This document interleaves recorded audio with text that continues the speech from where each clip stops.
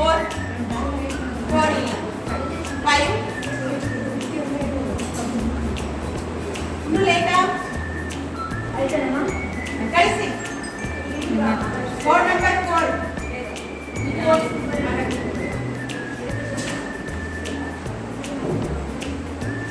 ನೋಡಿ ತುಂಬಾ ಅದ್ಭುತವಾಗಿ ಮೆಹಂದಿ ಸ್ಪರ್ಧೆ ಇವತ್ತು ಜರುಗಿತು. ಆ ಕೋಡ್ ನಂಬರ್ ಪ್ರಕಾರ ನಿನ್ನೆ ಎಷ್ಟು 4 5 ನಾ ಮೆಹಂದಿ ಸ್ಪರ್ಧೆಗೆ ಕೊಟ್ಟಂತಹ ವಿಷಯ ಭಾರತೀಯ ವಿವಾಹ ಸಂಪ್ರದಾಯದ ಮೆಹಂದಿ. ಭಾರತೀಯ ವಿವಾಹ ಸಂಪ್ರದಾಯದ ಮೆಹಂದಿ ಅನ್ನುವಂತಹ ವಿಷಯದ ಮೇಲೆ ಈ ಒಂದು ಸ್ಪರ್ಧೆಯನ್ನು ಏರ್ಪಡಿಸಿತ್ತು. ಆ ವಿಷಯಕ್ಕೆ ತಕ್ಕಂತೆ ಮೆಹಂದಿಯನ್ನ ನಮ್ಮ ಮಕ್ಕಳು ತೆಗೆದಿದ್ದಾರ ಇಲ್ಲ ಅನ್ನುವಂಥದ್ದನ್ನ ಅವರಿಗೆ ಅಂಕಗಳನ್ನ ನೀಡಬೇಕಾಗಿ ವಿನಂತಿಸಿಕೊಳ್ತೀನಿ. ತೀರ್ಪುಗಾರರಾದಂತಹ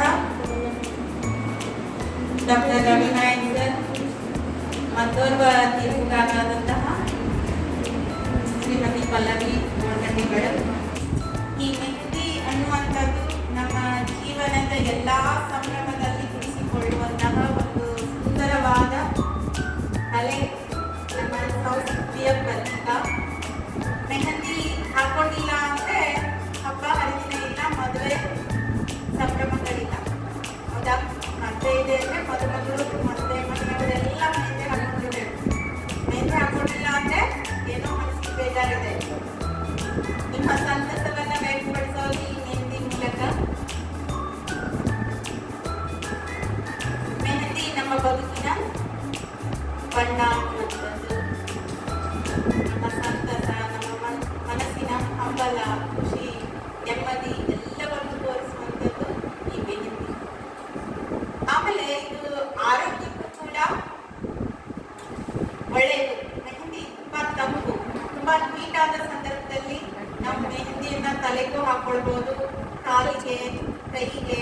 ಆ ಮೆಹಂದಿ ಕೇವಲ ಸೌಂದರ್ಯವರ್ಧಕ ಅಷ್ಟೇ ಅಲ್ಲ, ಸೌಂದರ್ಯ ಸೂಚಕವಷ್ಟೇ ಅಲ್ಲ, ಆರೋಗ್ಯದ ಹಿತದೃಷ್ಟಿಯಿಂದಲೂ ಕೂಡ ನಾವು ಮೆಹಂದಿಯನ್ನ ಹಾಕಿಕೊಳ್ಳಬಹುದು.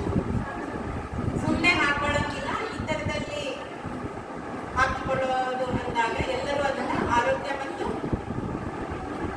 ಸೌಂದರ್ಯದ ಹಿನ್ನೆಲೆಯಲ್ಲಿ ಹಾಕಿಕೊಳ್ತಾರೆ.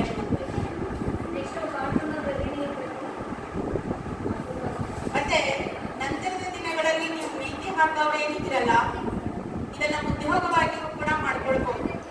ಮೆಹಂದಿ ಹಾಕುವವರಿಗೆ ನಮ್ಮ ಸಮಾಜದಲ್ಲಿ ಒಂದು ಉದ್ಯೋಗದ ರೀತಿಯಲ್ಲಿ ಅದನ್ನ ಬಳಸ್ಕೊಳ್ಬಹುದು.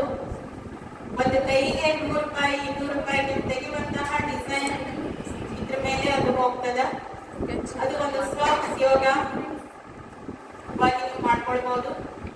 ನಾವು ಈ ನಡೆಸ್ತಾ ಇರುವಂತಹ ಯಾವುದೇ ಸ್ಪರ್ಧೆಗಳಾಗಿರ್ಬೋದು, ಅವು ನಿಮ್ಮ ಭವಿಷ್ಯತ್ತಿಗೆ ಪೂರಕವಾಗಿ ಇರುವಂತಹವುಗಳು.